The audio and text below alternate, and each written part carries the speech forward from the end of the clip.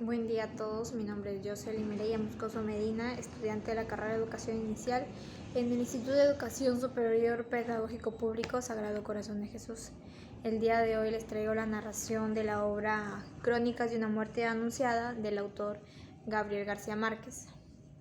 Esta historia trata sobre el recuento de varias personas que dan su punto de vista de cómo fue que sucedió este crimen del protagonista principal, Santiago Nazar. Bien, esta historia inicia una mañana en la que Santiago Nazar se levanta muy temprano por la mañana para dirigirse al puerto a recibir al obispo, quien venía a dar la bendición al pueblo.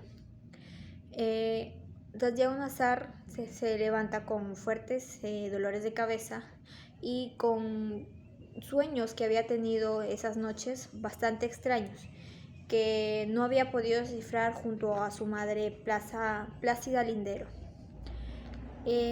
Santiago Nazar, al momento de dirigirse hacia el puerto, pasa por la plaza en la que justamente pasa por la tienda de la señora Clotilde Armenta, quien es la persona que vendía la leche, ¿no? En esa tienda se encontraban dos personajes llamados Pedro y Pablo Vicario, que eran hermanos y a la vez gemelos. Cuando Santiago Nazar llega hacia el puerto, él espera con ansia recibir al obispo, ¿no? Y sin embargo, el obispo nada más sin que el buque llegue hacia el puerto, desde lo lejos, nada más manda la señal hacia el pueblo y se retira. Santiago Nazar se queda muy decepcionado, pues él había contribuido en lo que era algunos regalos hacia el obispo. Justamente días anteriores a la llegada del obispo, en el pueblo se había celebrado una boda de Ángela Vicario y Bayardo San Román. Era una boda que jamás antes se había visto en todo el pueblo, ¿no? Porque duró 3 días. Esos días también Santiago Nazar, junto a uno de sus amigos, estaban conversando acerca de cuánto se había reunido en esa boda y cuánto habían gastado, ¿no? Entre las personas con las que estaba conversando Santiago Nazar, algunas de ellas era Cristo Bedoya y Margot, que Cristo Bedoya era muy amigo de Santiago Nazar y Margot era hermana de Cristo Bedoya, quien estaba aparentemente enamorada de Santiago Nazar. Santiago Nazar decía que esta boda que era tan grande y que la suya iba a ser el doblemente de grande, lo cual Margot decía cuán afortunada era Divina Flor. Esa mañana también Margot invitó a desayunar a Santiago Nazar a su casa, ¿no? Como quien... Sin embargo, él rechaza esta idea, pues decía que tenía que cambiarse e ir primero hacia la hacienda de su padre para castrar algunos terneros. Le dijo que luego de cambiarse iría hacia su casa. Luego de que Margot y Santiago Nazar se despidan, Margot llegó hacia el puerto y en lo que escuchó algunos rumores de lo que se anunciaba, de que iban a matar a Santiago Nazar. Es entonces cuando ella se asusta mucho y se pregunta el por qué es que él está metido en esta historia, ¿no? Así que va hacia su casa y le dice a su madre, ¿no? Que muy raramente su madre no se había enterado, ya que su madre tenía la facilidad para enterarse de todas las cosas. Es entonces que su madre, Luisa Santiago, y en lo que la Margot le dice de que a Ángela Vicario habían regresado al pueblo su mismo esposo porque después de la boda, al momento de la noche de bodas, no la había encontrado virgen. Y es así en la que se decía que Santiago Nazar iban pues a matarlo por haber robado el honor de su hermana. Luisa Santiago se va rápidamente hacia la casa de su comadre Plácida Lindero, pues Luisa Santiago era madrina de Santiago Nazar. Y es en el momento en el que muy apresuradamente ni siquiera toma bien sus sandalias para dirigirse a avisar a su comadre. una voz le dice que a Santiago Nazar ya lo habían matado. Hasta aquí llega el primer capítulo.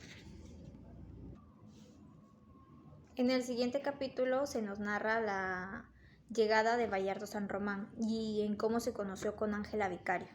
Pues bien, la llegada de este hombre fue por primera vez en agosto y en las que todos se preguntaban cómo era que se había conocido con Ángela. Pues se decía que este señor iba de pueblo en pueblo buscando con quién casarse. Esta vez, la vez que llegó hacia este pueblo, él sabía que tenía que encontrar a alguien ya.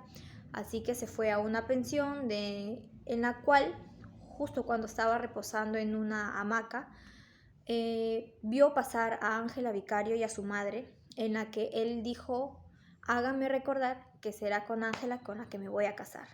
Y bueno, y después fue el encuentro en el que se llevaba a cabo una feria, una rifa, en la que Ángela Vicario era la que daba los números, ¿no? Y es entonces cuando él se acerca y muy galardamente toma todos los tickets para él ganar el sorteo, ¿no? Lo que a Ángela Vicario le sorprende. Y como bien sabemos, él gana todo el premio mayor y se lo da de regalo a Ángela Vicario porque sabía que era su cumpleaños, lo cual Ángela Vicario se sorprende, pues nadie le había dicho que ese era su cumpleaños ese día. Y bien, gracias a esto, Bayardo San Román logró impresionar a toda la gente, ¿no? Incluso a la familia, pues esta familia era de escasos recursos. Y fue así como un día acordaron que ellos se iban a casar, en la cual Ángela Vicario aún no estaba completamente segura, ¿no? Y aún tenía unas ciertas dudas. Ángela Vicario, de todas las hermanas, su madre decía que ella era la más hermosa.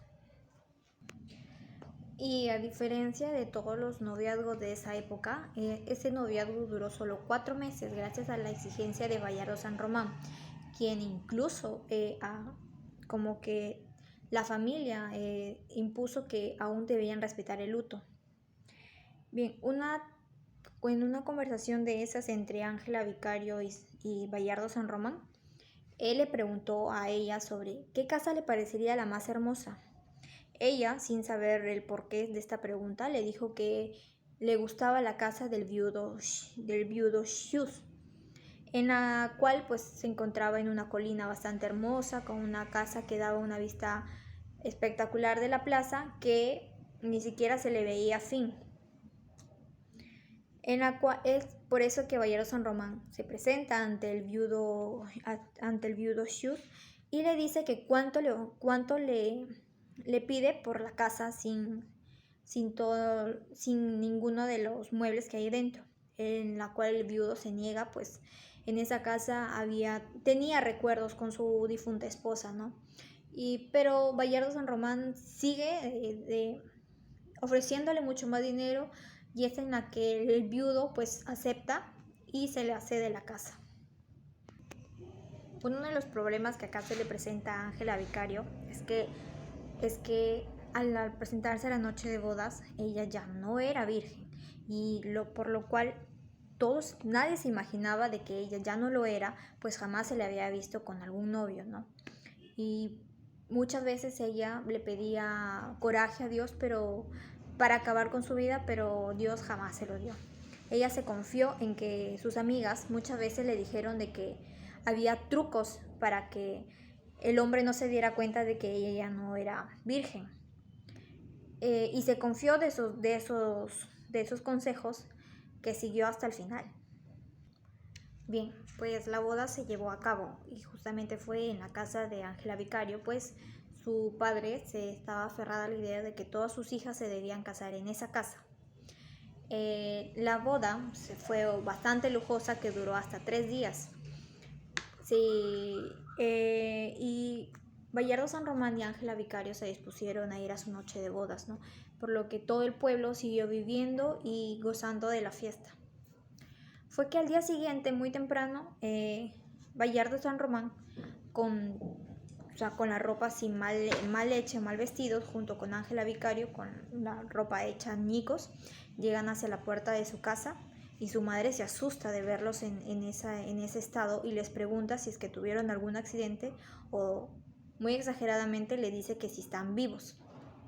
A lo cual Bayardo San Román simplemente empuja delicadamente a su esposa hacia la entrada y le dice a su madre que gracias por todo, a lo cual Purísima Vicario comprende qué es lo que quiere decir y simplemente Ángela Vicario recuerda que su madre la tomó del pelo, la pasó a su casa y solo la señora, su madre, sabe lo que pasó esas 2 horas hasta el amanecer.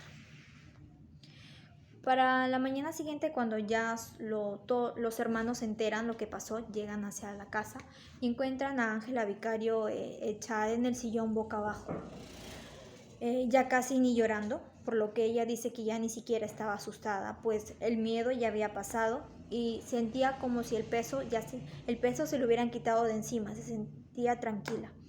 Su hermano pues la toma de la cintura, la levanta y vuelto de coraje le pregunta que quién fue. Ella sabía a lo que se refería y lo único que dijo fue Santiago Nazar. Bien, y luego de este acto se pasa al capítulo 3, en el que ellos sustentan de que este acto fue cometido en legítima defensa del honor, en la que ellos aseguran, no se arrepienten, sino que dicen que lo mataron a conciencia, delante de Dios y ante los hombres. Lo que cuentan, por ejemplo,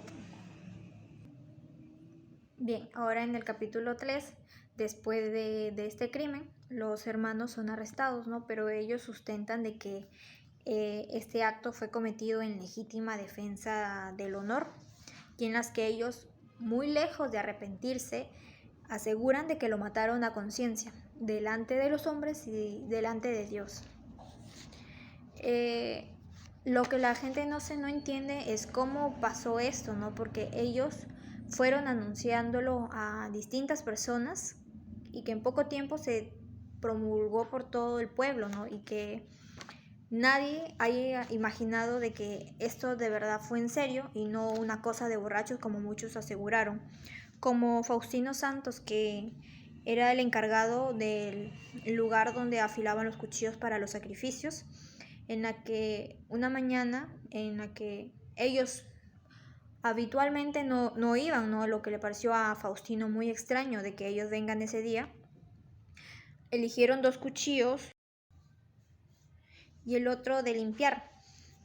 Y siguieron afilando en lo que les pregunta que para qué, por qué ese día, y ellos aseguran en alta voz de que es para matar a Santiago Nazar.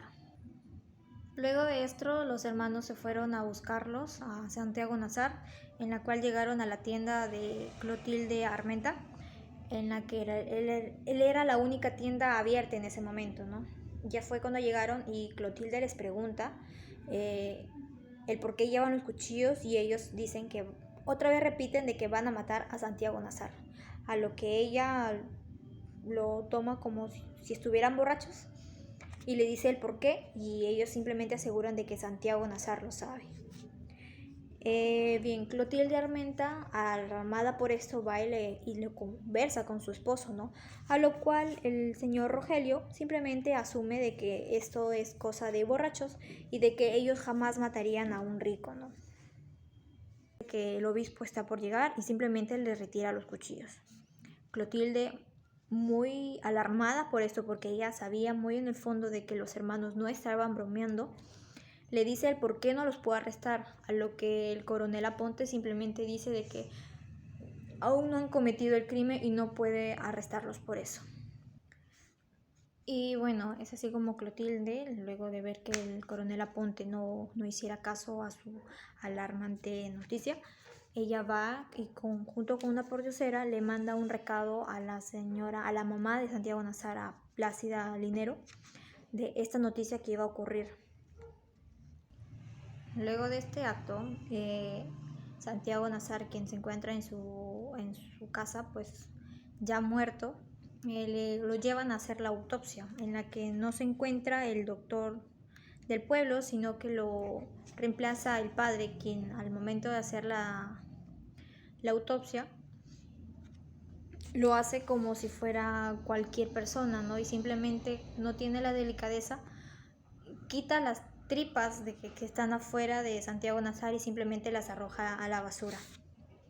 Y la belleza de que tuvo Santiago Nazar ya no quedó nada, pues estaba completamente desfigurado, pero no por los cuchillazos que le habían proporcionado, sino por los cortes al momento de hacer la autopsia. Y bueno, y luego de que los hermanos vicarios hayan sido arrestados, seguían presos, mientras lo que el coronel decidía qué hacer con ellos, ¿no? Los hermanos tiempo después cuentan de que todo ellos y todo el pueblo olía a Santiago Nazar, que por más que incluso se limpiaran todo el cuerpo y se bañaran, el olor de él seguía persiguiéndoles, por lo cual sentían de que la lucidez para ellos era algo imposible, ¿no? Ya que decían que cuando dormían volvían a repetir lo que habían hecho, ¿no? O sea, en sus sueños otra vez volvían a matar a Santiago Nazar. Es decir, que ni vivos ni durmiendo podían estar tranquilos. También es en la madrugada de esos mismos días, la familia Vicario se había fugado del pueblo y se había mudado a otro distinto en la madrugada sin que nadie del pueblo lo supiera.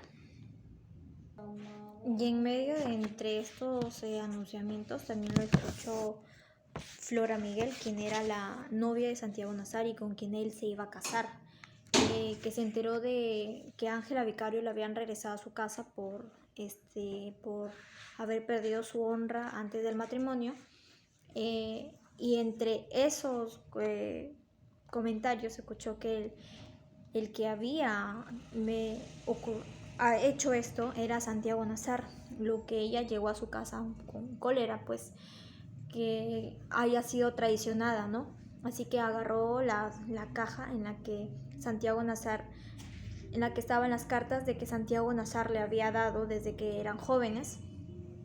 Así que cuando llegó Santiago Nazar a su casa, se la devolvió como un acto de romper esa relación, ¿no? Así que se encerró en su cuarto.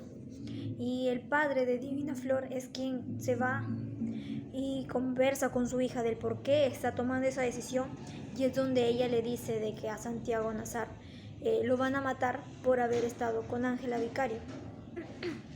El padre de Divina Flor sale y le comunica lo que ha pasado a Santiago Nazar, quien lo encuentra de rodillas recogiendo las cartas de que Divina Flor le había dado, ¿no?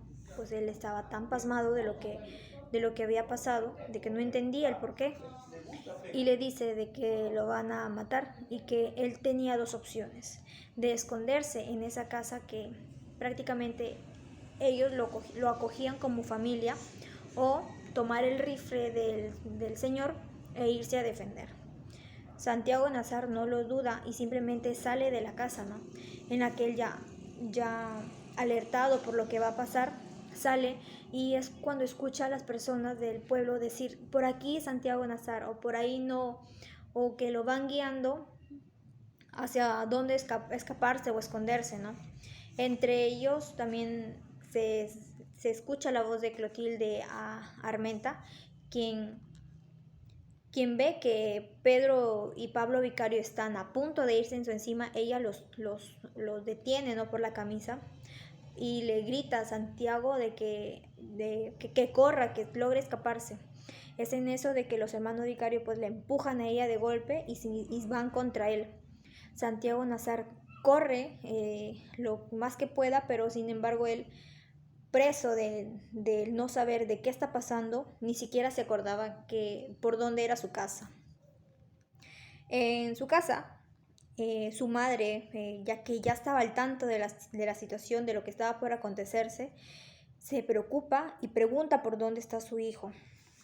Pero, curiosamente, o qué pasó, Divina Flor, quien estaba justo entrando por la puerta de la cocina, vio cómo Santiago Nazar entra hacia su cuarto, ¿no?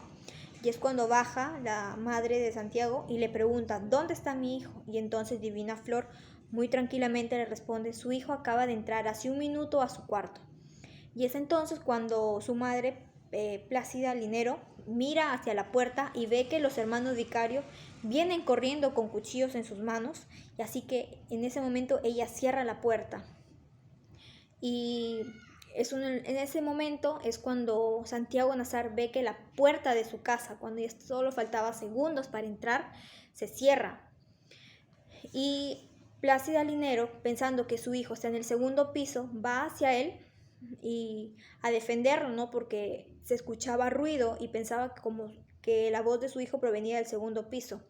Sin embargo, Santiago Nazar, al ver la puerta cerrada, se da la vuelta y se enfrenta con los hermanos Vicario, pero estos le comienzan a acuchillar, le dan golpes le dan apuñaladas en el vientre, en los brazos, en la que poco a poco se va yendo su vida, ¿no? Incluso le logran abrir todo el vientre en la que sale sus entrañas, ¿no? Plácida Linero, al escuchar todo este ruido, sigue pensando de que es su hijo discutiendo desde arriba con los hermanos Vicario. Y cuando se asoma hacia una ventana, ve que los hermanos Vicarios son corridos, huyen, pues varios del pueblo habían venido a detener este crimen, que ya era muy tarde. Es así en la que ella piensa de que el problema ya pasó, y es cuando se va hacia a la habitación de su hijo y se da cuenta de que ahí ya no está su hijo. Entonces regresa, abre la puerta y encuentra tendido a su hijo, ¿no? Quien curiosamente Santiago Nazar, antes de entrar directamente hacia su casa, tuvo que atravesar algo de 100 metros, recogiendo curiosamente sus entrañas, ¿no? Con la mano. Entró incluso saludando a los vecinos hasta llegar a la puerta de la cocina. Y es ahí donde se tumba y se llega a la muerte de Santiago Nazar. Gracias.